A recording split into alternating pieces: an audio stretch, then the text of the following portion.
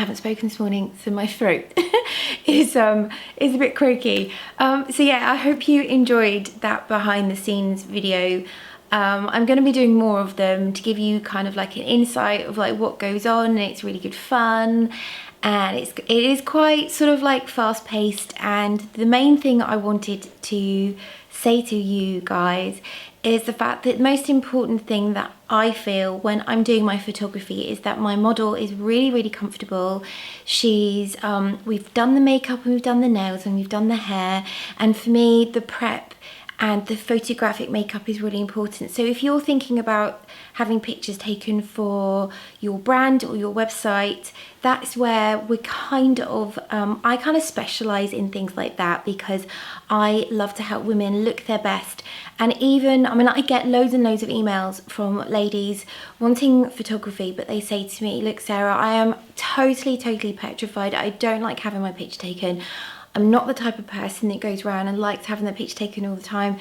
And for me, having ladies like that is amazing, because majority of the time when I work with models, and the models you see on the site are relatively new to the industry and they're not used to having their picture taken as well. I have done modeling before and I kind of know how to angle a woman, and I naturally direct. So I'll see what you are doing and then I'll basically just tweak it.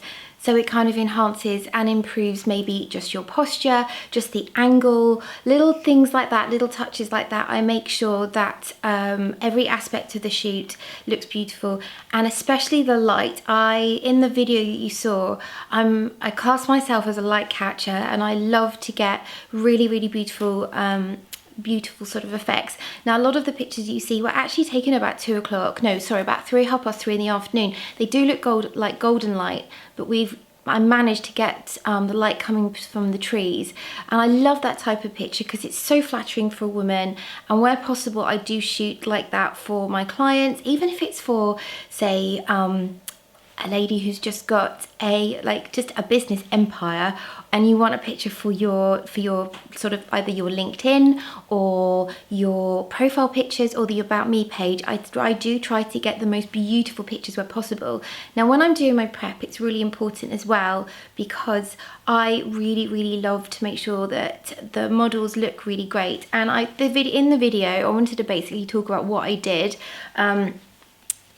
I had an assistant, so I was kind of teaching and mentoring a young girl called Lisa at the time. So she was kind of helping me in recreating some of the look. So I did like one side of the face and then she did the other. But what I do beforehand, if I know that we're going to be outside and we're going to be shooting outside, I will prep the skin, and I used Clarins firming mask. And this is an extra firming mask that they did send me. Luckily, I do get sent things, which is really great. But I use this on models before a shoot, and I put it on for about 10 minutes while we're kind of chatting, or we're doing the nails, or we're chatting about the styling or the look and the feel, and maybe getting my model into character. So I'll put a firming mask on, put loads of really, really lovely SPF moisturizer on, because if I'm shooting outside, I don't use a flash. And then for the actual foundation, I went in with a liquid mineral foundation from Youngblood, and this is really, really amazing stuff. I find this is really great for photography, and it's I've just been using it for quite a while, but I did mix it with Daniel Sandler's primer. Now, Daniel Sandler's range I absolutely love, because he endorses like the more mature women, so it's great for young girls, it's great for sort of more mature ladies, so I do love using this. And what I actually do is I mix the two together. So I actually will put a blob on the back of my hand and some of the foundation, and mix it together with my brush or my sponge, and then apply it to the model's face. And that way it kind of blends in, and it actually works with your foundation, and it prolongs the life of your foundation. So it's perfect for shoots, it's perfect for like every day as well. I tend to use this myself, which is really, really great. Then the sort of look of the what we had going on, I picked up that dress, and everyone has been going crazy about it. I just got that off of eBay, and I paid about £5 for it. I do a bit of like extreme eBaying every now and again to find various outfits for shoots, just in case my models kind of don't bring the right sort of thing with them, or if I need some really beautiful stuff.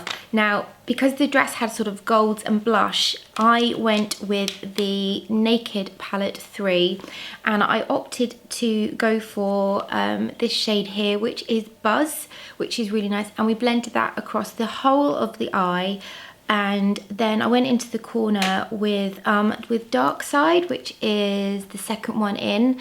The darker shade, which is black, I think it's Blackout. I haven't got my glasses on. The last one. I tend to find that falls a little bit, so it kind of, that's the only colour in this palette which I find really annoying when I got this. But any of those colours are really pretty, and then we basically blended some of this up into the eyebrow just to give it kind of a really sort of a lifted light look. And the last thing to touch on is, I find really important, is highlighter. Now, I love this Illamasqua one, and this is their shade called Epic. I'm not entirely sure if it's sold out at the moment, but I'm sure you'll be able to get your hands on it. This is really important when you're doing photography. I really like to get some beautiful glossy sheen going on the face, because then in post-production I can move the shimmer around and the highlight around if I need it a little bit more underneath the brow, which is really cool. But I actually tend to wear this myself during the day, and if I'm actually having any pictures taken, or again if I'm filming like today, I have got some of this on. So that is the main thing. Highlighter, I think, is one of the most important things in photography as well, because obviously it captures the light and it looks really beautiful. So anyway, I hope you've enjoyed this type of video. If you have, give it a thumbs up. Whenever I'm doing a photo shoot, I tend to try to get some behind the scenes footage. If you've liked it, give it a thumbs up. Make sure you subscribe, and I will see you again in my next video. Sorry I have been away for a little while, but I've been really busy sorting the website out, and I've had a sty as well, so no one needs to see that on camera. Anyway, I hope you've enjoyed this, and I'll see you again in my next video, guys. Bye! Mwah.